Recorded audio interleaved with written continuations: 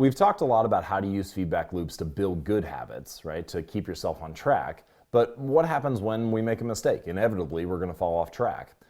Usefully, and thankfully, we can use our bad habits to inform our next action, to actually trigger a feedback loop itself.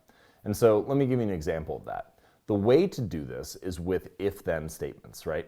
If I don't go to the gym today, then I'll go to the gym and run tomorrow morning. Or if I fail to call my mom back at 7 p.m., then I'll turn the TV off until I do. Or if I go and eat fast food for dinner tonight, then I'll cook myself a healthy breakfast tomorrow morning.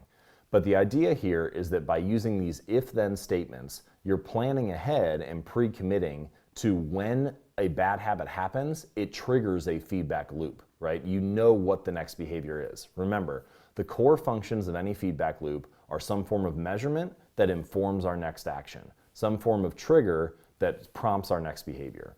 And so you can actually use your bad habits, right, falling off course, to trigger yourself to get back on track. And this comes to one of my core beliefs about building good habits and sticking to things over the long run, which is the idea of never miss twice. Top performers make mistakes all the time. It's not that they, are perfect or they never slip up, but what separates them from the rest of us is that they're able to get back on track more quickly. And so the idea here is that you don't necessarily want to avoid mistakes at all. You don't have to be all or nothing. You don't have to be perfect, but you do want to avoid the second mistake. If you eat one unhealthy meal, don't follow it up with the second one, right? Use that as a trigger. If I eat an unhealthy meal, then I'll eat the next one in a healthy way, or I'll cook myself a healthy meal after that.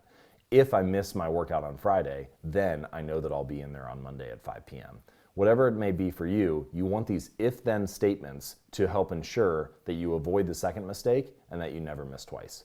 So go ahead and click on the worksheet below this video and think about the habit that you want to build, and then write at least 5 if-then statements that consider if some kind of a circumstance happens, I don't have enough time, I don't have enough money, I forget, then I will do the following action. So go ahead and come up with 5 of those now, and I'll see you in the next video.